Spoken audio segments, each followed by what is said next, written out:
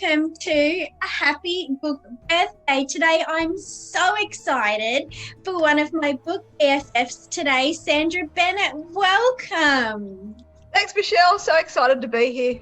Happy book birthday, but this is a very special book for you, isn't it? This isn't your first book. No, this is the third in the series, and this is the one I'm most excited about. I think it's actually the best in the series. Absolutely love this book. Yeah, that's so really great. Excited about this one. So where did you get the idea for this book? Well, the idea started, I think many years ago, to be honest, because my eldest son, Jason, is a geologist. So right from when he was 5 years old, he always loved fossils. We took him fossicking to a little place just south of Newcastle when he was 5. It was a real secret little place that we found all these amazing fossils, and it just inspired him so much. He always has been fascinated with rocks ever since. So I wanted to write a story that would give that same inspiration to other kids. And I thought, what better than not just ordinary fossils, like a lot of fossils you find just the marine type fossils.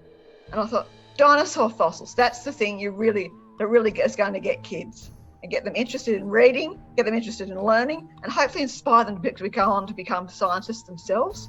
Yes. So then I found out about the Age of Dinosaur Museum, and I just thought, I've got to go there and have a look at it.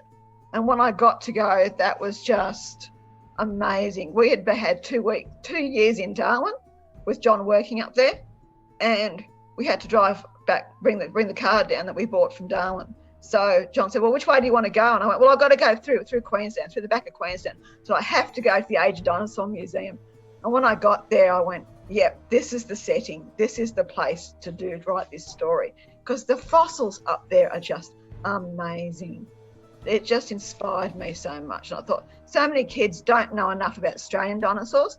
Why write a book about dinosaurs from overseas when we've got this amazing dinosaurs here? Yes. So yeah, just there it was. It just sparked from there.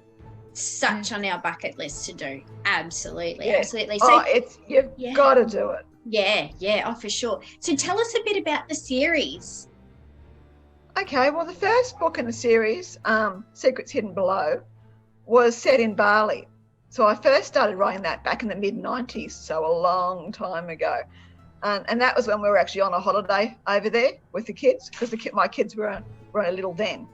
And I wanted to write an adventure for them about Bali, because I couldn't find one already over there. So I thought, write it myself. I wrote it when I was doing a writing course through the the Australian College of Journalism. I think you did the same one. Yeah. So I originally wrote it then, and almost got it picked up. But then, because the Bali bombings happened, and the whole thing got sort of dropped. No one wanted to touch anything about Indonesia. So I dropped it and left it and kept and moved on. But then, 5 years ago, I thought it's time to pull it back out again and have another go. So then I rewrote it, changed the name of it, and just had another go at it. And then started, got a manuscript assessment with Sue Whiting, and she just gave me the confidence then to put it out there and give it another go, which was fantastic. So, I had a sort of small publisher here in Canberra picked it up, and she said, can you write a series? And I'm like, yeah, of course I can, love to. I mean, who's going to say no to that sort of opportunity? Yeah. So she took Secrets, and then she asked me for the second one, which I wrote. So I wrote A Lighthouse in Time, which is set down the south coast here, around an old lighthouse here. That's it's just the remains of the old lighthouse. So I thought, well, that's a good spooky place to write a good ghost story. Yeah. So, I mean, and kids love a good ghost story when they go camping. You're sitting around a bushfire and campfire. So I thought, yeah, perfect. And then she said, well, what about the third one? Oh, that's easy. That's going to be about fossils. Got to be about fossils. So Fossil Frenzy started. Yep. But then, of course, she closed. So then I had the big journey of discovery of what to do with it, because I was determined to still get it out there. Absolutely. Yeah. And I'm so glad you did. That was a very brave thing to do. Yeah, it was. Yeah. I think I had to have the confidence in the story. And I think winning that shortlisting for the adaptable competition was what really gave me the confidence. I know this story is good. If if I got shortlisted to 25 people to then pitch it to producers, it was a good story, and the producers loved it.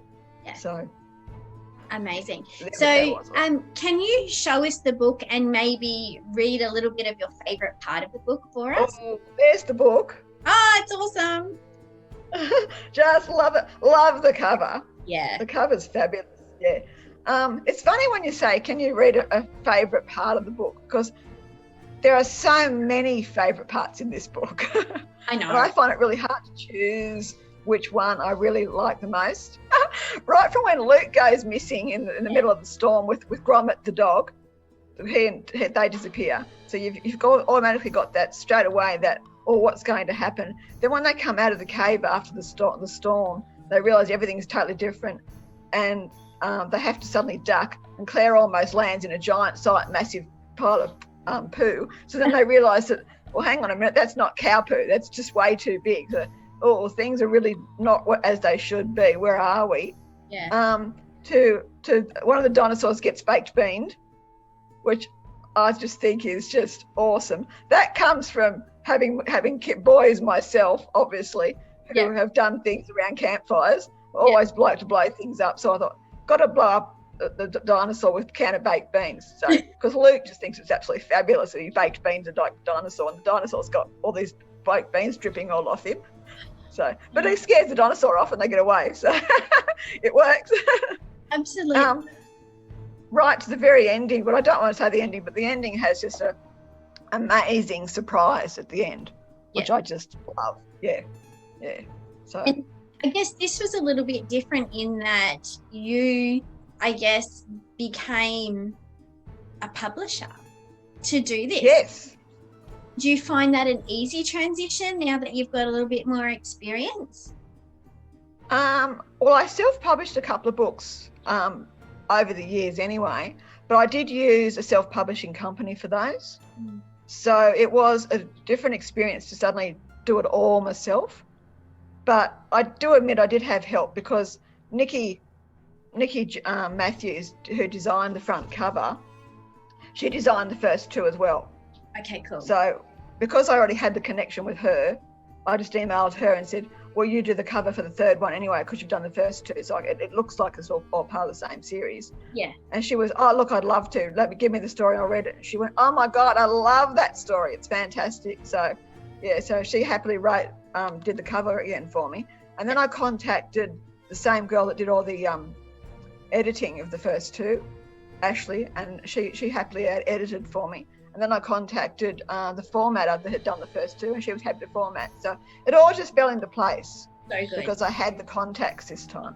Yeah, absolutely. Really helps. Yeah. So what do you think is the best part of what you do as this author who's constantly learning? Like, I just love that you aren't scared to give anything a try, and that you believe in your story so much that you will never ever give up on them. And that's such an important lesson for not only kids but other aspiring authors as well. Exactly. So, what do you think is the best part of that?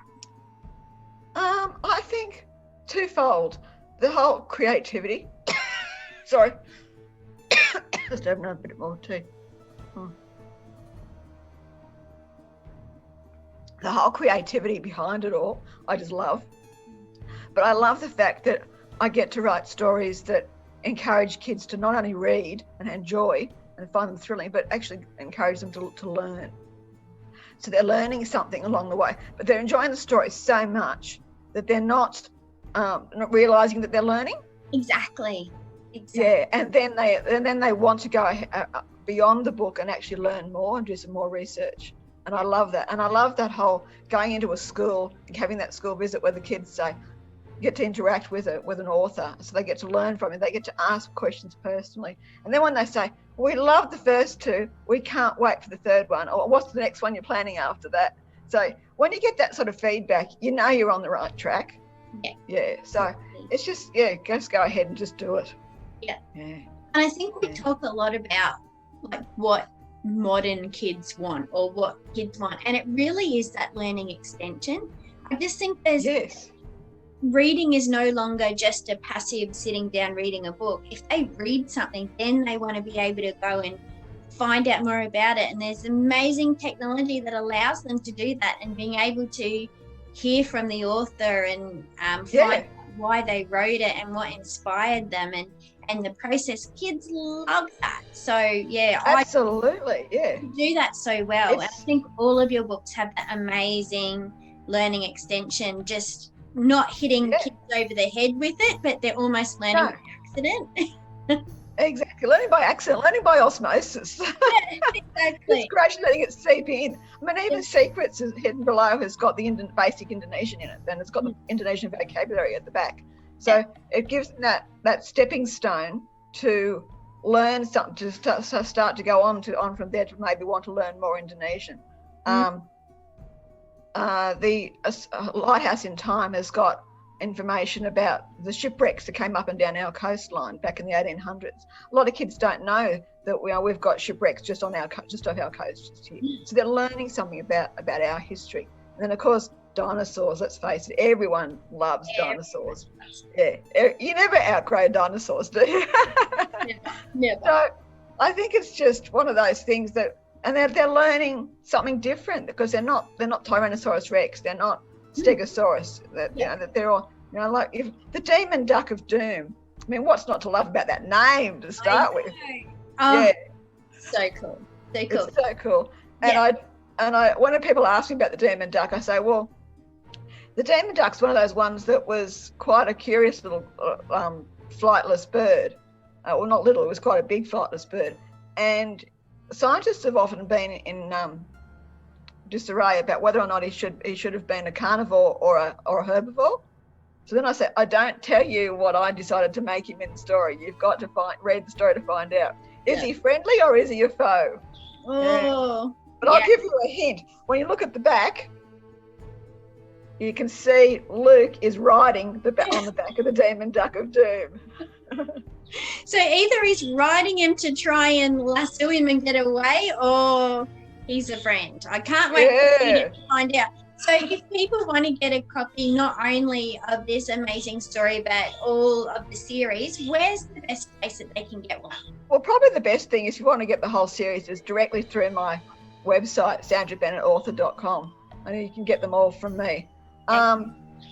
Most of them, I think, are in bookshops, or you can ask your local bookshop to order them in. But I think it's probably easier just direct from me at this stage, because I haven't actually got a distributor for Fossil Friends yet. I'm still working.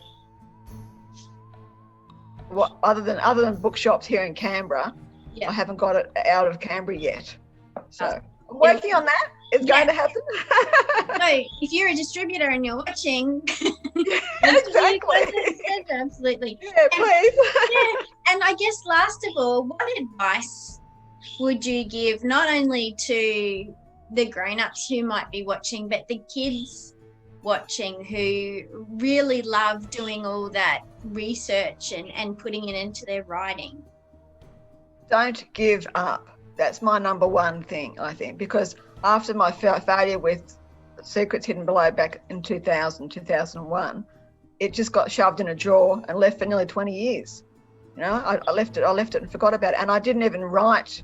I wrote. I was always writing. I was writing for kids in my classes, but I wasn't writing to try and get anything published for nearly 15 years. And I regret that. And I don't want kids or other authors to have that same regret. Just keep writing, keep reading as much as you can in all genres, and write whatever you feel like.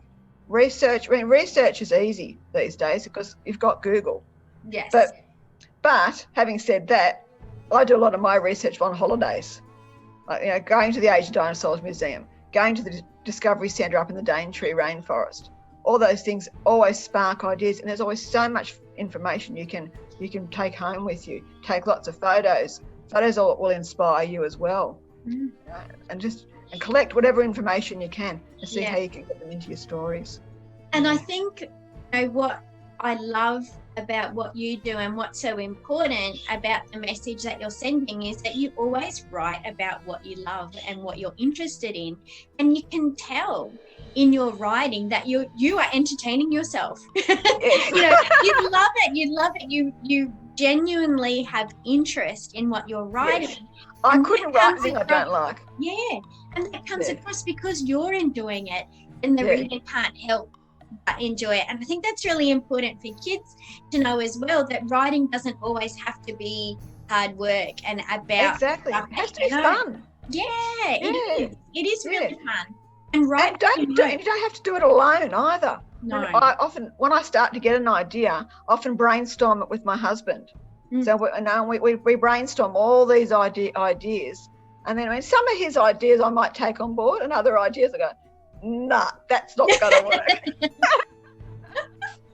Oh, that's But amazing. it's good to have someone to talk it over with. Yeah, absolutely. So it's You're trying to get your story arc. yeah, it's good. You know, it's something that it's not just on paper. It's definitely something that is bigger and easier to, you know, read it out loud and talk about it. So that's great advice. And if Well, it gives me time to mull it over in my head too. Yeah, it does. Most of the writing happens up here, doesn't it? Yeah, absolutely. So, if kids have got, you know, questions for you, or teachers want to get in contact, what's the best way that they can contact you? There's a contact page on my website, Excellent. which will get me directly, which I'm always happy to respond to kids or teachers. Or you can message me, and my email is gingerbreadaliens@gmail.com, which is a really cute one. People go, where did you get that from? That was the original little book I wrote, the first one I published back in 2012. Awesome. So that was where it all started. Or Facebook, you can find me on Facebook, you can find me on Instagram. I'm around. Yeah. Yep. I'll put links to all of those in the comments, so that if anybody wants to get in contact with you and have a chat, you know, and I know that you're so generous and so giving, so don't hesitate if you want to get in contact with Sandra to reach out to her. But thank you so much for letting us share your book birthday today, and hopefully we can join together another time when you've got another book birthday coming up. Absolutely. I've got a picture book I'm probably going to publish next year myself, because I've had it ready to go for a long time and I've put it off. So now I've done that. I've published that one. I know what I'm doing more now.